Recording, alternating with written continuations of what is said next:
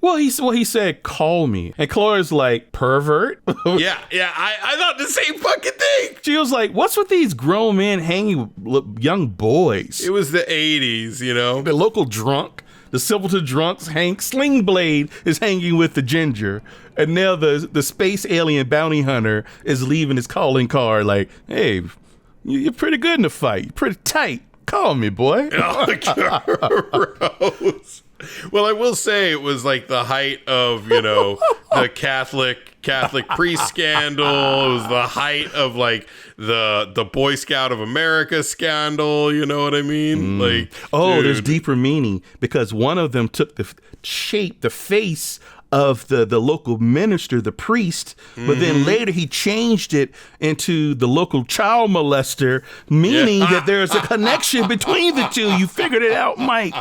Critters is a metaphor for the Catholic Church. In a world of bad movies, two follically challenged men will stop at nothing to share their opinions of them. Their wives are tired of listening, but are you? This isn't the podcast you deserve, but it's the one you need. Prepare yourself for bald guys and bad movies. Welcome to Bald Guys and Bad Movies, episode 67. I am Troy. Here with my buddy, Michael Stella.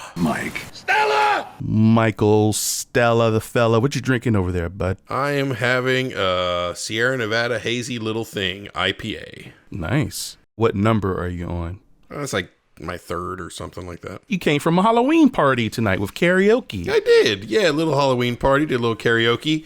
Sang my heart out. What'd you sing? That was my next question. All of Me by John Legend. And then I sang, I got a little soul in there. Then I sang No Lady Gaga?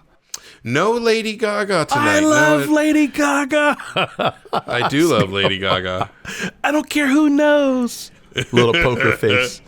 Then I sang My Way by Frank Sinatra. And then me and Alex, good friend of ours, we sang Whole New World from Aladdin. He sang the Jasmine part. Hey, give us a little sample. Can you give us a little sample? I can show you the world. All right, that's enough. All right, we get the picture. Jesus Christ. You asked. Don't be a dick. I know, I asked. What are we reviewing tonight, Mike? Tonight, we are reviewing the wonderfully ridiculous Critters. Of all the planets in the galaxy, they chose ours. They hide in small places. This phone is dead. What? They light the dark. Jay, any luck? Just a minute. There's nothing cute about them. They've come a long way, and they're hungry. Dad's all torn up, and Mom's got like a harpoon sticking in her neck, and they're getting bigger. Critters. They bite. Critters is a 1986 American science fiction comedy horror film directed by Stephen Herrick, co-written with Dominic Muir. It stars Dee Wallace, the legendary M. Emmett Walsh, the sheriff, Billy Greenbush, and Scott Grimes in his film debut. The plot follows a group of small furry aliens with carnivorous behaviors escaping from two shape-shifting bounty hunters landing in a small countryside town to feast on its inhabitants. God, Even so saying crazy. that is fucking ridiculous. Like, the words didn't want to come out my mouth because You forgot Billy Zane. Billy Zane has a Yeah. I forgot, or did I ever know Billy Zane was in this? Because You didn't realize Billy Zane was in it? I didn't remember. Well, you knew once you saw it. Okay. Yeah, you just didn't- once I Yeah. saw it, but I don't know if he was Billy Zane when this movie was out. He was probably just hunky guy number 8 on the list. Who is the mom? Did you mention the mom from E.T.? What's her Dee name? Wallace. That's Dee Wallace? Yeah, that was my childhood mom crush, my first MILF. I could see that. I dug her a lot. Before we get into it, before I ask you if you like this film or not, after I watched them, like, I know there's been a couple of Critters sequels. Oh, yeah. Like, one of them, I thought a scene from one of them happened in this one. And it was the female bounty hunter. When he took do you remember this? He took the shape of a centerfold. And, and it was like a tit shot. Like his shirt burst open. It was like boobs inflated. But the funny thing is, he had a big giant staple. Where the magazine has been stapled. He really? He replicated the staple, if I remember correctly. That's fucking awesome. But I think that was like the second one. But anyway, there's 3, 4. I'm pretty sure I've seen a few of them. You will not believe the high caliber Oscar winning actor that was in Critters fucking 3. Who? Guess. Just guess. Meryl Streep. Leonardo fucking DiCaprio. I don't think I've ever seen Critters 3, but when I looked at the trailer, I'm like, holy shit, that's Leonardo DiCaprio, little baby face Leo. Don't go down there, kid. There's all kinds of wild animals and shit. That's awesome, dude. And in one of the sequels, I think it was the 4th one, Critters in Space. Critters in Space. Angela Bassett was in it. Before they dissolve? Yeah, the old logo. Oh, come on, who cares? Oh my God, that's awesome. It's crazy the legacy this film has had. It's attracted some top tier talent. I remember liking this movie more than I did. Like, I remember seeing this when I was a kid and enjoying it. And I didn't like it very much. It was kind of boring. And I don't know, man. It was like Gremlins without the charm. You know what I mean? Funny. You should mention that. And now for a Critters Tasty Bite. Critters Bite. The guy who wrote this actually said this was written a few years before Gremlins. Sure. And they actually changed some things to make it less like Gremlins. A likely story, but let's just take his word for it. Critters Bite. I mean, they looked good. I mean, they looked good most of the time, but I will say it was funny when they were on the bed. You could like see the sheets moving around because they were like attached to the critters. It was pretty funny. I was like, that didn't look great, but it's okay. You said it stunk up the joint. I mean, it was generic. In my opinion, the characters were all just kind of like cardboard cutouts. You know, the girl was just kind of not promiscuous, but like she was a fast woman. You know what I mean? Like the sister, you mean? The sister was the one. Like she was the one who like made the guy go upstairs. Billy Zane go upstairs, and Billy Zane was kind of like, I don't know, man. Like I don't know if we should be doing this. You know, like he was very. That's the extent of her character development. That was basically it. She's horny, and they go up to a hayloft. So, but you know the little brother. He's on Seth MacFarlane's show, the Orville. Oh, is he? Yeah. He's one of the ensigns. He is probably one of the brightest spots in this. Yeah, he's a good actor. I mean, he's actually a pretty good actor. I enjoyed him when he was on screen, to tell you the truth. So, yeah, from my recommendation, like you said, it's a testament to how fucking stupid you are as a kid. Like how the immature brain but I will say in my young brain's defense, I'm a 48-year-old man that's seen so many movies since that point. And the genre, like this is coming straight off of Gremlins. And that was like a fresh genre. And this is also an 80s film. Films were different in the 80s, man. Films were not as fast. Audiences were not as sophisticated. So you could get away with a lot more just droll sort of dialogue as long as it had the action that you wanted. Yeah, you know what I mean? Conceptually, like the critters are kind of cool. Like, I mean, yeah, they look like little Muppets, like little sock puppets at some point. That's what they are. At a lot of points. But they're edgy. They're like the rated R Gremlins without it being rated R, right? So, and I like how they shoot spines out of their back and poison shit. like quills, and they roll, and when they eat, they get bigger. I think one of these sequels, they merged into one giant critter. I seem to recall that. I don't know if that was number 2, but I don't know if I could recommend it because it's not a near and dear to my heart like a Life Force or Evil Dead 2 or there were no anything boobs, so that couldn't be near and dear. Well, the second one had the boobs, but right, exactly. Yeah. But as a kid, I loved it. Like, and I really liked that kid. And it's kind of cool that, yeah, I still feel the same way.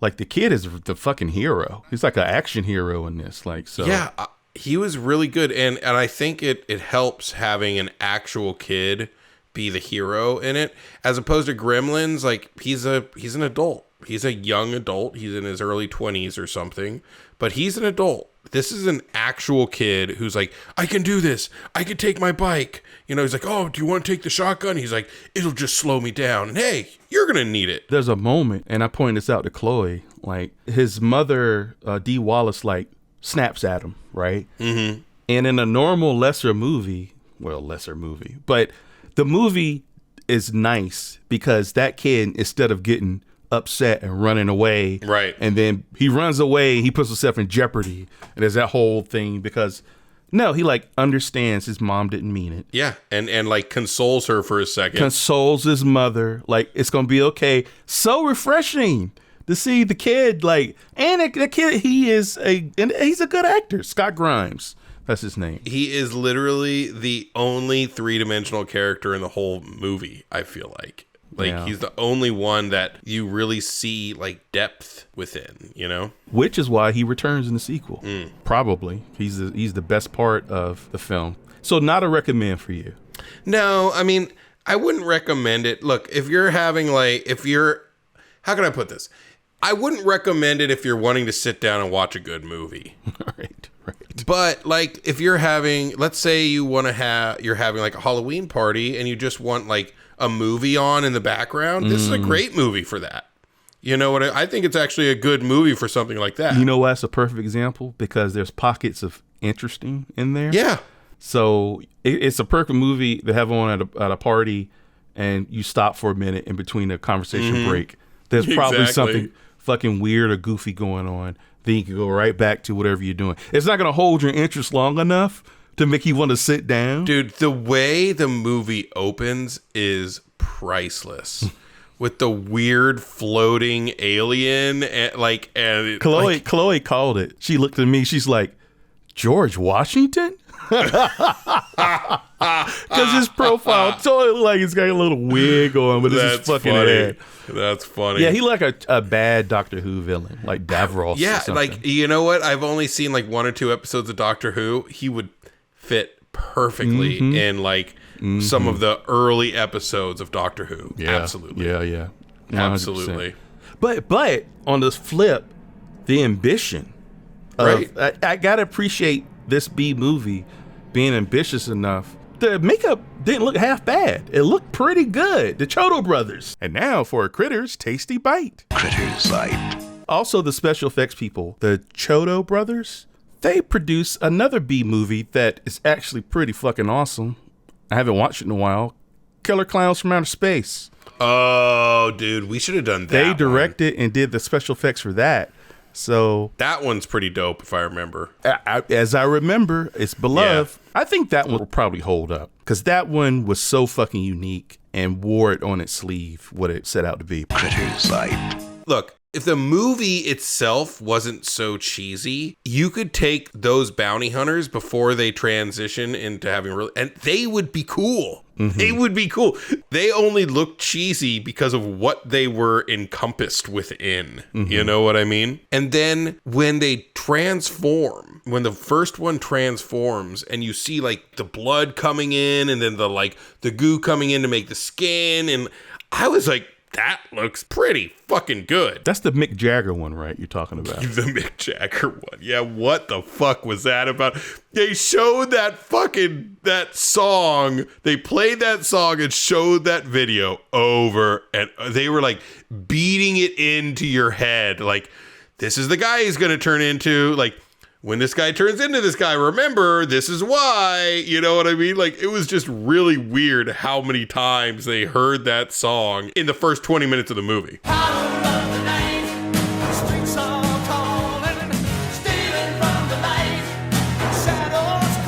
What about the one bounty hunter that kept I get the first time because he transformed to the dead deputy and okay, you look like a corpse.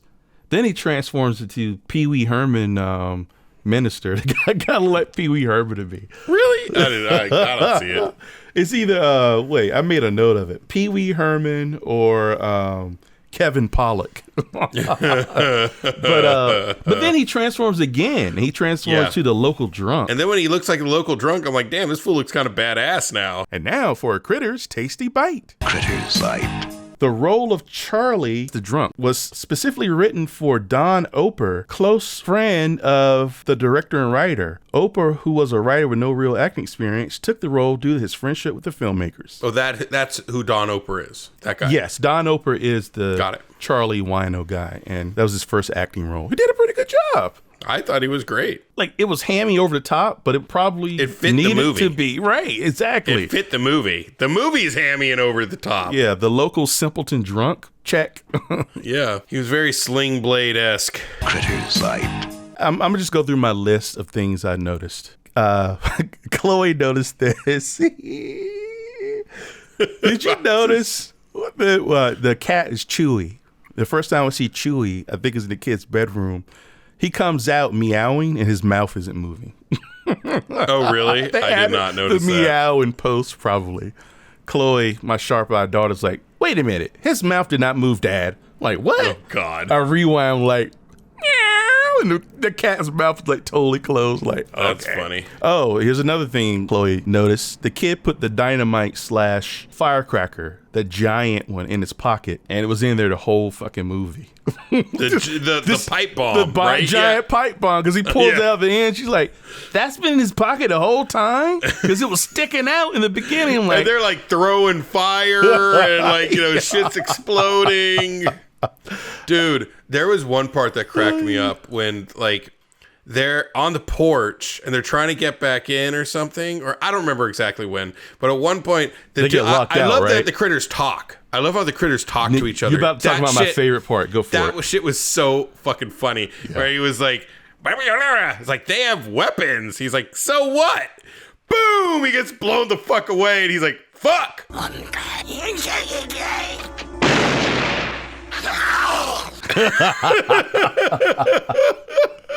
I laughed out loud at that.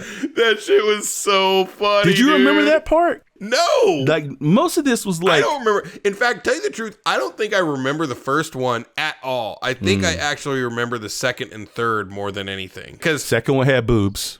Well, I'm just saying this one seemed completely like foreign to me. I don't remember anything from it. Yeah. And then at one point, the critters are like upstairs and they're like trying to attack them or something, and then they're like, "Let's roll."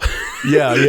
Roll down the stairs. I'm like, what the fuck? This is jumping far ahead, but it's so funny. The critters' attitude when they're getting away, and just to be dicks, they blow the house up. Yeah. I thought that was funny.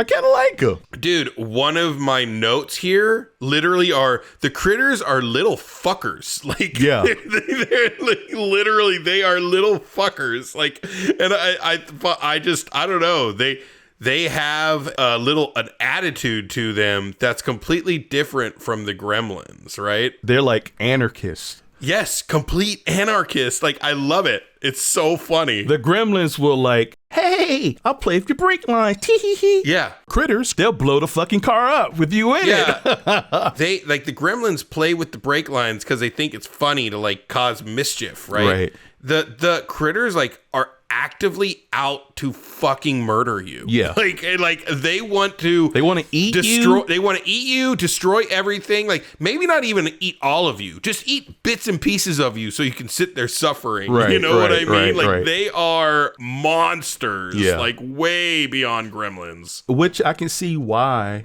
as kids, we love this. And how it got like, what, 3, 4 fucking sequels?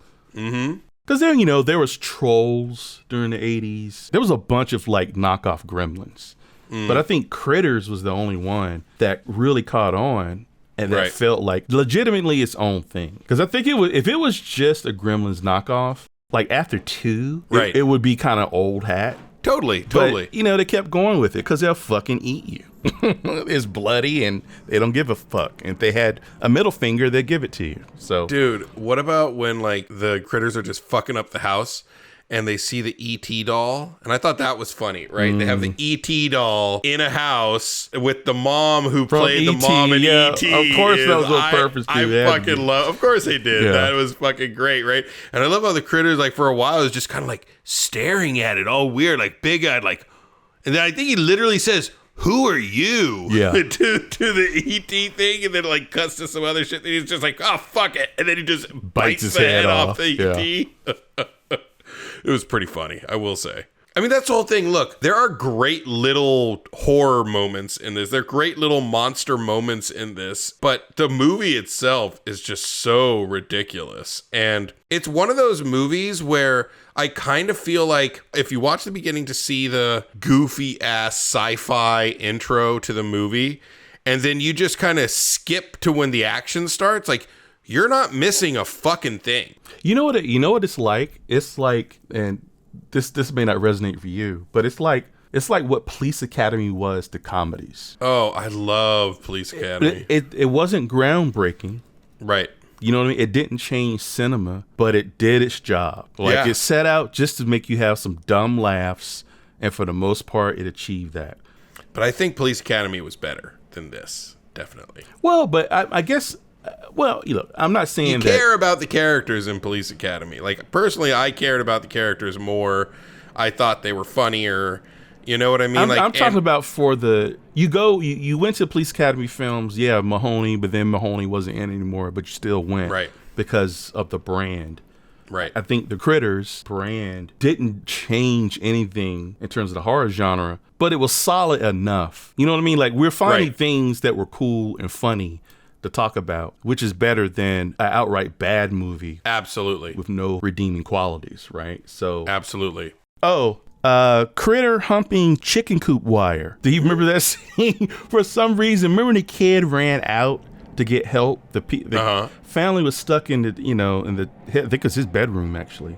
He ran out and a critter was chasing him. Yeah. I think the kid tried to get in the chicken coop which is weird. But then he ran and hid, and then they cut back to a critter. He was on the chicken wire, like humping it for no good reason. I don't know. I don't remember that. But it was enough for me to make a note. Well, but later on, you see the eggs at the end, so maybe he was just laying the eggs. Oh, yeah. Maybe he was just shitting out the eggs then. Okay. Yeah, I think that was probably just leading into that.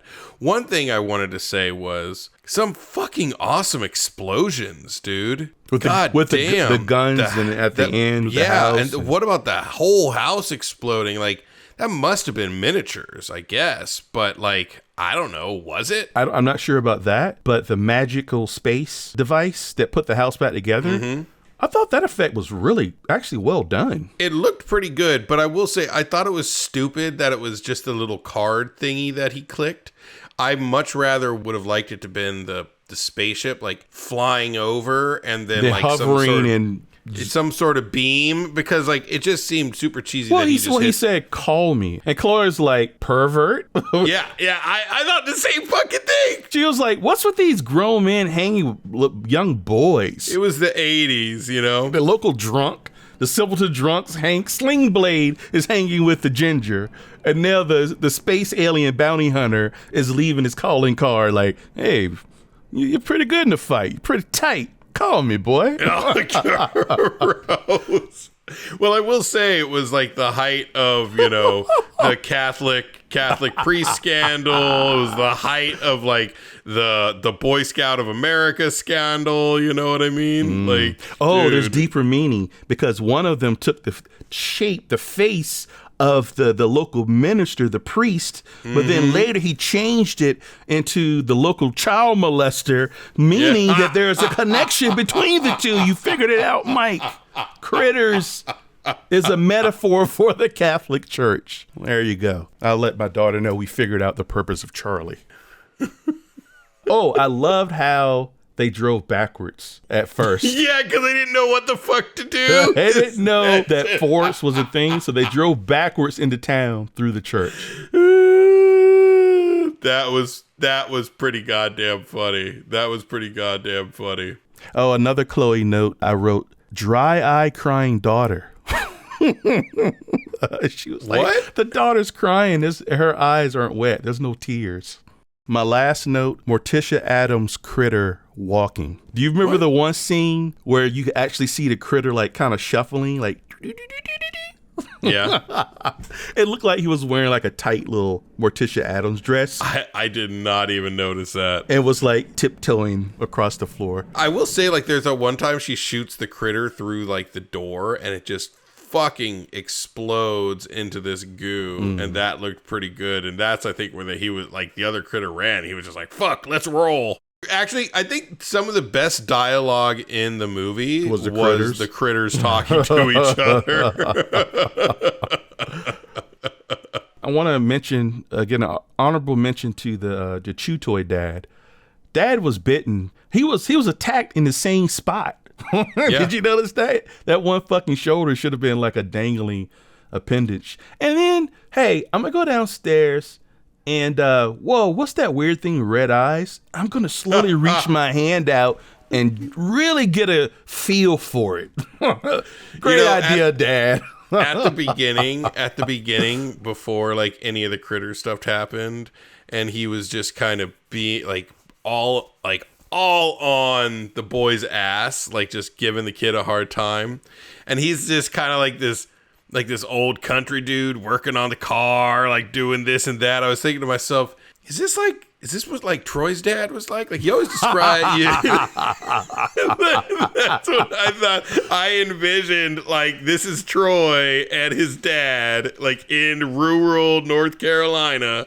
Except the difference would be when the critter attacked my dad, it would have been me trying to leave him down there. And the mom's like, no, come back. No, he's a goner, Mom. No, look, literally, he's okay. He's on his feet. Nah, it's an illusion. He's bound to slip at any second. We should get upstairs and lock the door, okay?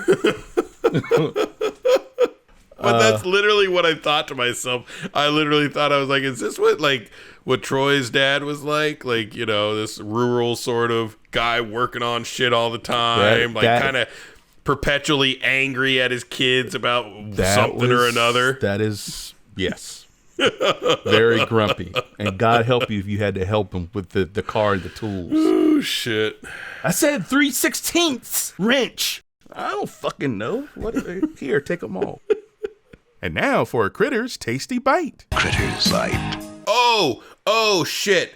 I am pretty sure the police dispatch chick, who I'm pretty fucking sure she was. Do you remember Kingpin? She was a... Oh, was that chick? Yeah.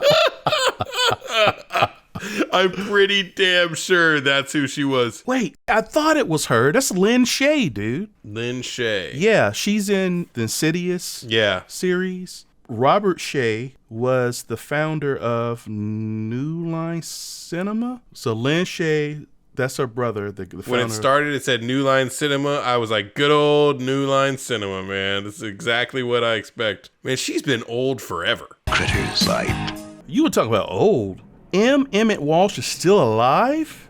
Holy that cat's 88.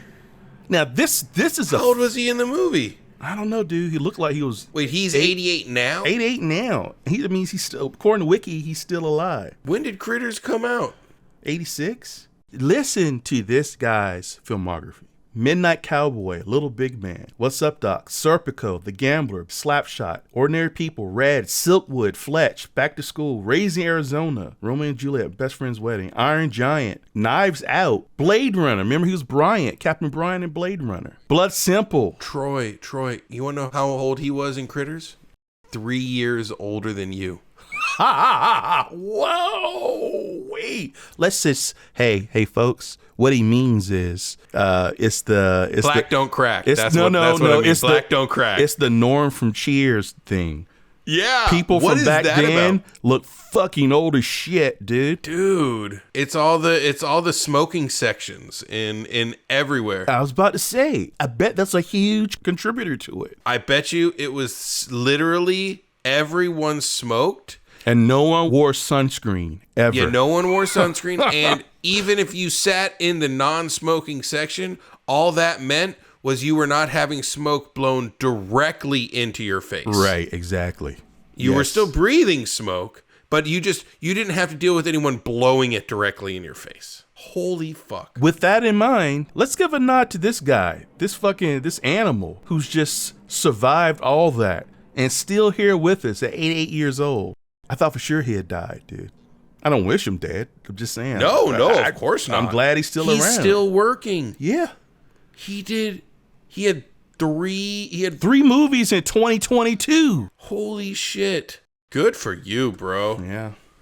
Legend. He needs to never stop working, because he's the type of guy, like, the moment he stops working, he's gonna, like, keel over. Well, you better know what I mean? Kiss Michael Caine goodbye. You know he just retired, right? Oof. Yeah, well, he's old But as shit. He's 90, I believe. Yeah.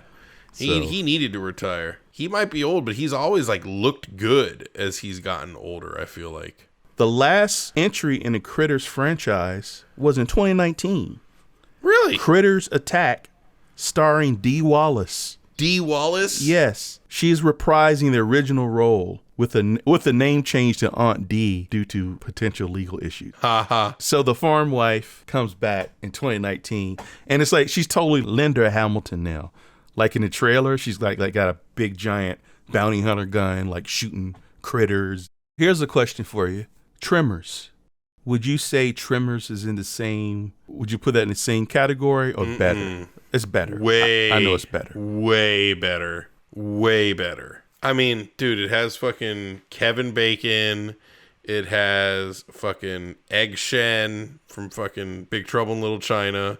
It has Remo Williams. Fred Ward, the late Fred Ward. And then has the guy with the guns. The Family Ties dad. Michael Gross. And then it has his wife, Reba McEntire.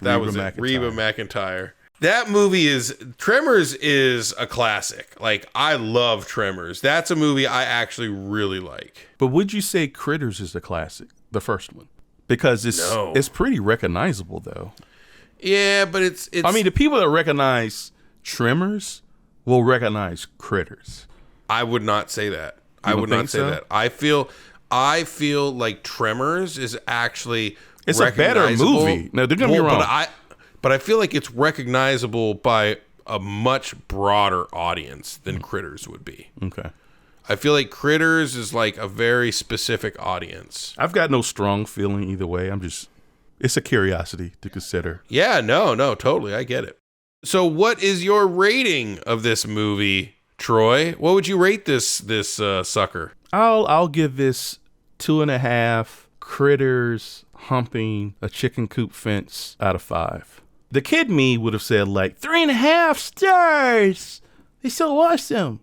And that's exactly how I talked back then. But yeah, it doesn't hold up. I can't defend this one. I will say, though, if you're a fan of the Chiodo Brothers and Killer Clowns, to see some of their effects work before they made that movie, I believe this was before, then it might be worthy. And that's if you're a super fan of Killer Clowns and have a curiosity. But if not for that, put it on at a party, Halloween party. Did they direct Killer Clowns? They did. Nice. It's a directorial debut.